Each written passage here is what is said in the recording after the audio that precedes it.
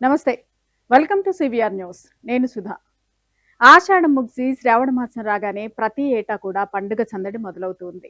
అందులోనూ మహిళలు ఎంతో భక్తి శ్రద్ధలతో నిర్వహించే వరలక్ష్మి వ్రతానికి ప్రత్యేక ప్రాధాన్యత ఉంది. సిరి సంపదలు, ఐశ్వర్యాలు ప్రసాదించే మహాలక్ష్మి స్వరూపంగా వరలక్ష్మీదేవిని కొలుస్తారు. అయితే వ్రతం ఎలా చేయాలి? ఏ నియమాలు పాటించాలి? కలశం తప్పనిసరిగా పెట్టాలా? ఏ శుక్రవారం వ్రతాన్ని చేసుకోవచ్చు? తోరం ఎలా కట్టాలి? అసలు వాయనంలో ఏమివ్వాలి? ఇలాంటి ఎన్నో సందేహాలు చాలా మందికి ఉంటాయి. మరి వరలక్ష్మి వ్రతానికి సంబంధించిన శాస్త్రోక్త విధానాలు, పాటించాల్సిన నియమాలు, చేయకూడని పొరపాట్లు ఏంటో ఇప్పుడు తెలుసుకుందాం. మహాలక్ష్మి స్వరూపమే వరలక్ష్మి. వరలక్ష్మీదేవిని మహాలక్ష్మి స్వరూపంగా భావించి వరలక్ష్మీదేవి పూజను శ్రావణ మాసంలో శుక్రవారం ఆచరించే పవిత్ర వ్రతం. శ్రావణ మాసంలో వరలక్ష్మి వ్రతాన్ని పవిత్ర వ్రతాన్ని ఆచరిస్తూ ఉంటారు. శ్రావణ మాసంలోనే ఎందుకు ఈ వ్రతాన్ని ఆచరిస్తారు అంటే, ప్రతి శ్రావణ మాసం రెండో శుక్రవారం వరలక్ష్మీదేవిని తమ తమ శక్తి కొలది పూజించుకుంటూ ఉంటారు. ఒక్కొక్కళ్ళు ఒక్కొక్క సాంప్రదాయంలో ఈ వ్రతాన్ని ఆచరిస్తూ ఉంటారు. భక్తి శ్రద్ధే ప్రధానమని శాస్త్రాలు చెబుతున్నాయి. ఈ వ్రతంలో ముందుగా మనం చూసుకోవాల్సింది భక్తి శ్రద్ధ.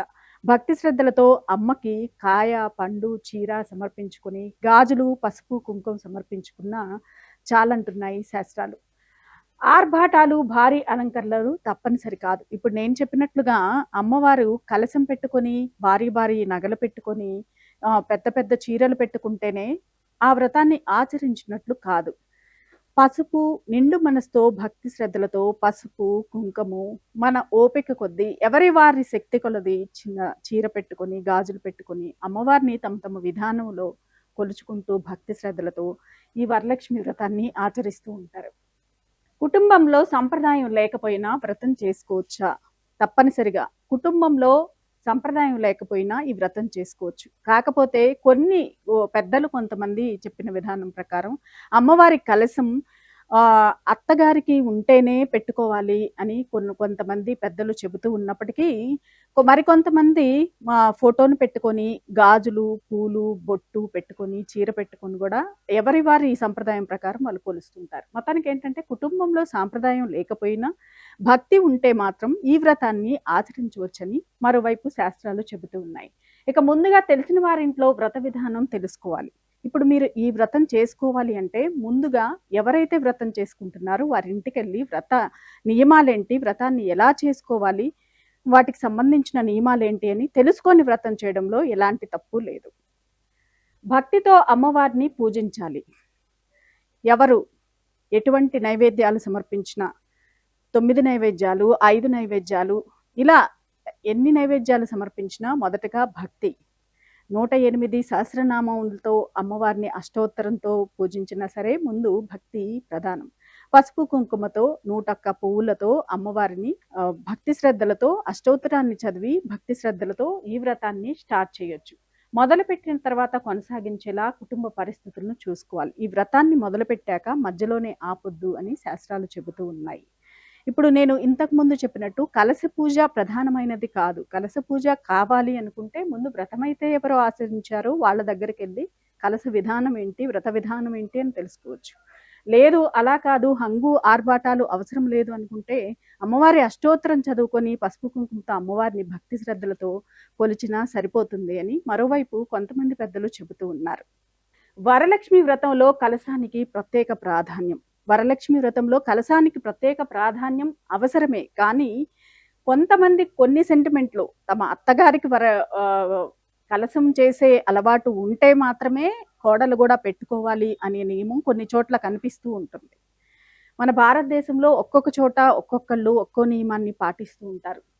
సో ఈశాన్య భాగంలో కలశాన్ని ఏర్పాటు చేయాలి. కలశాన్ని గనక పెట్టి పూజించుకోవాలి అంటే ఈశాన్య భాగంలో కలశాన్ని ఏర్పాటు చేసుకుని నీటితో నింపిన కలశంలో మామిడాకులు, కొబ్బరికాయ ఉంచాలి అని శాస్త్రాలు చెబుతున్నాయి. అలాగే కలశంలో వరలక్ష్మీదేవిని ఆవాహన చేసి పూజించాలి.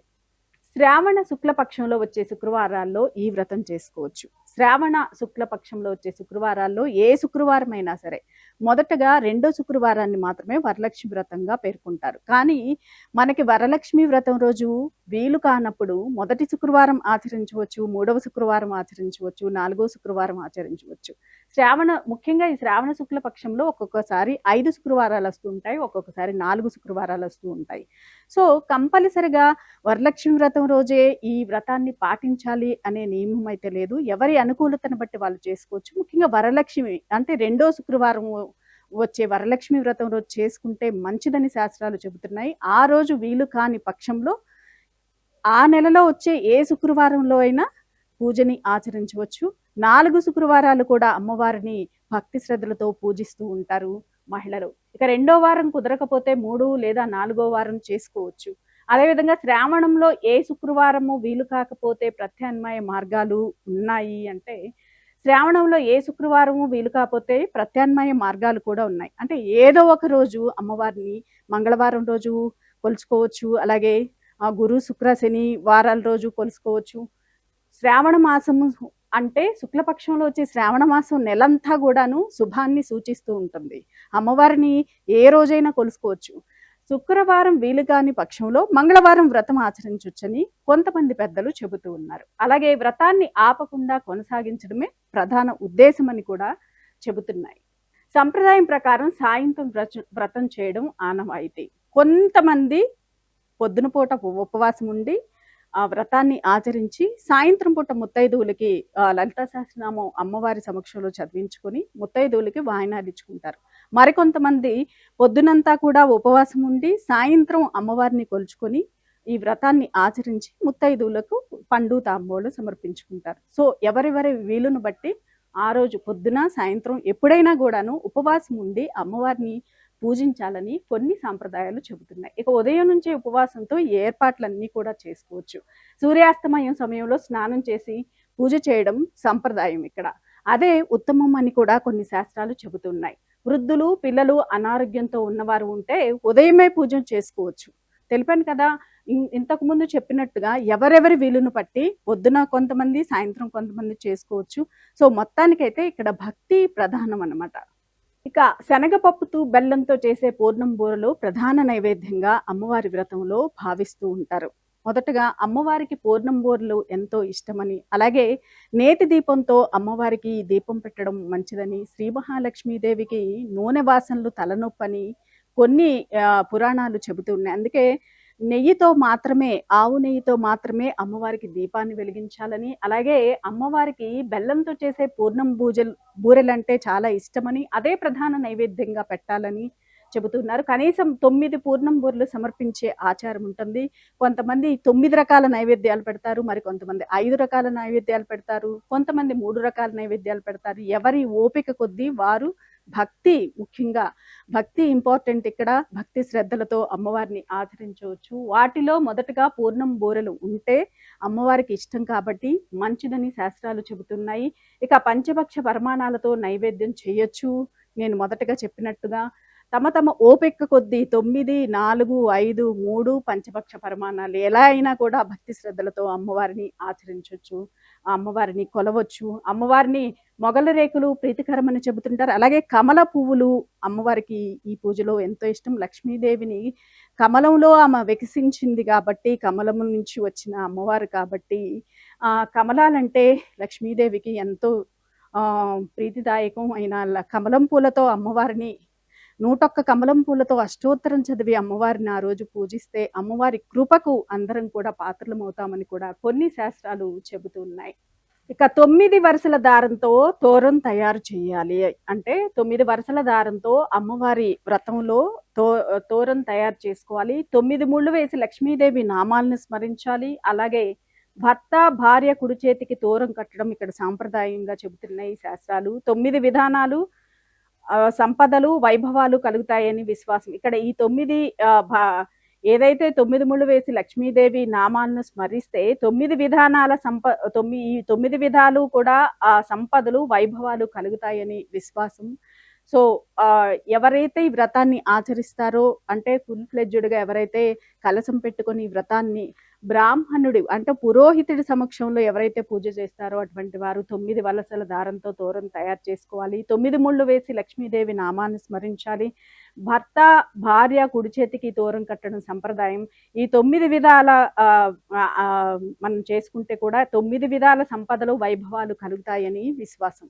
ఇక వెదురు బుట్టలో వాయనం ఇవ్వడం శాస్త్రోక్తం, సాంప్రదాయం అని కొన్ని పురాణాలు చెబుతూ ఉన్నాయి. అంటే కంపల్సరిగా వెదురు బుట్టలోనే వాయనం ఇవ్వడం ఉత్తమం అని, ముఖ్యమని చెప్పడం లేదు. వెదురు బుట్టలో వాయనం ఇవ్వడం శాస్త్రోక్తంగా సంప్రదాయం. లేదంటే తమ తమ ఓపికను బట్టి కొంతమంది జాకెట్ పీస్‌లో పెట్టి వాయనం ఇస్తూ ఉంటారు. మరి కొంతమంది చిన్న చిన్న బౌల్స్‌లో పెట్టి ఇస్తూ ఉంటారు. సో, వెదురు బుట్టలో వాయనం ఇస్తే మంచిదని శాస్త్రం చెబుతూ ఉంది.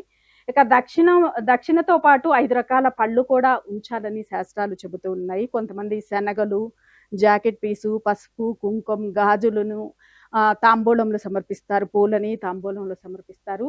కొంతమంది 5 రకాల పళ్ళు కూడా ఉంచాలి అంటారు. ఎవరెవరు తమ తమ ఓపిక ఇవేవి కూడా ప్రధానమైనవి కాదు. భక్తితో చిన్న తాంబూలం ఇచ్చినా 9 మంది ముత్తైదువులకి ఉత్తమం అనే చెప్తున్నాయి శాస్త్రాలు. అలాగే 9 రకాల పూర్ణం బూరలను కూడా వాయనంగా ఇవ్వచ్చు అని చెబుతూ ఉన్నాయి. వెదురు ధనానికి ప్రతీకగా భావిస్తారు కాబట్టి వెదురు బుట్టలో వాయనం ఇస్తే మంచిదని శాస్త్రోక్త సంప్రదాయం. అదేవిధంగా 5 రకాల పళ్ళు ముత్తైదులకు ఇవ్వాలి. అమ్మవారి సమక్షంలో కూడా 5 రకాల పళ్ళుంచి అమ్మవారికి తాంబూలాన్ని సమర్పిస్తారు. అలాగే అమ్మవారికి సమర్పించిన తాంబూలం ఏదైతే ఉందో అది మొదటిగా ఆ తాంబూలాన్ని మొదటిగా పెద్దవారికి, పెద్ద ముత్తైదువులు ఉంటారు కదా! ఆ పెద్ద ముత్తైదువులకి ఇచ్చి వారి ఆశీర్వచనం తీసుకుంటే మంచిదని కొన్ని శాస్త్రాలు చెబుతున్నాయి. మరికొంతమందయితే అమ్మవారికి పెట్టిన చీర ఏదైతే ఉంటుందో అమ్మవారికి పెట్టిన చీరని సువాసినులకు సమర్పిస్తే మంచిదని మరికొన్ని శాస్త్రాలు చెబుతున్నాయి.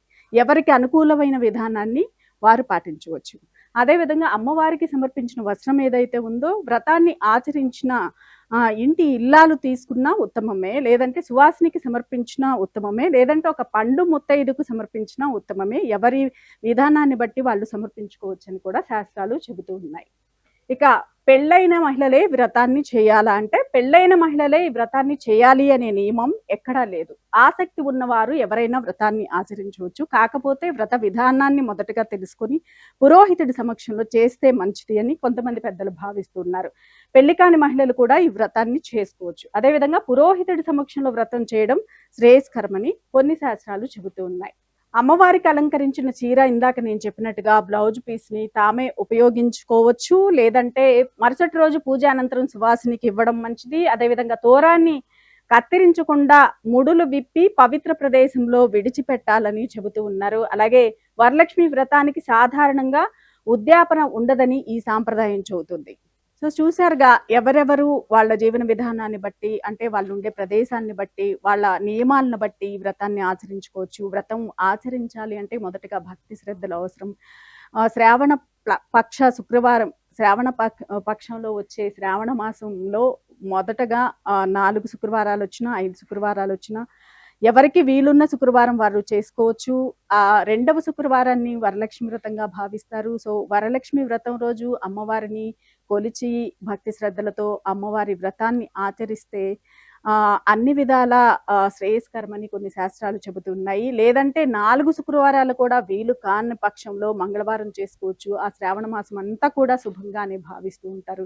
సో మొదటగా మనం చెప్పుకున్నట్టుగా ఇక్కడ అమ్మవారిని భక్తి శ్రద్ధలతో పూజించటం ముఖ్యమని శాస్త్రాలు చెబుతూ ఉన్నాయి. సో ఈ వరలక్ష్మి వ్రతాన్ని ఎవరికి నచ్చిన విధానంలో వాళ్ళు పాటించుకోవచ్చని కూడా శాస్త్రాలు చెబుతూ ఉన్నాయి. అయితే కంపల్సరిగా వ్రతాన్ని ఆచరించాలి అనుకున్నప్పుడు పురోహితుడి సమక్షంలో చేస్తే మంచిది. లేదంటే వ్రత నియమాలు తెలియని పక్షంలో ఎవరైతే ఈ వ్రతాన్ని చేసుకుంటారో వారి వద్దకెళ్ళి వ్రత నియమాలను తెలుసుకొని ఏ తప్పిదాలు లేకుండా పాటించడం, ఈ వ్రత నియమాలు పాటించడం మంచిదని కొన్ని సాంప్రదాయాలు చెబుతూ ఉన్నాయి. So this is Sudha.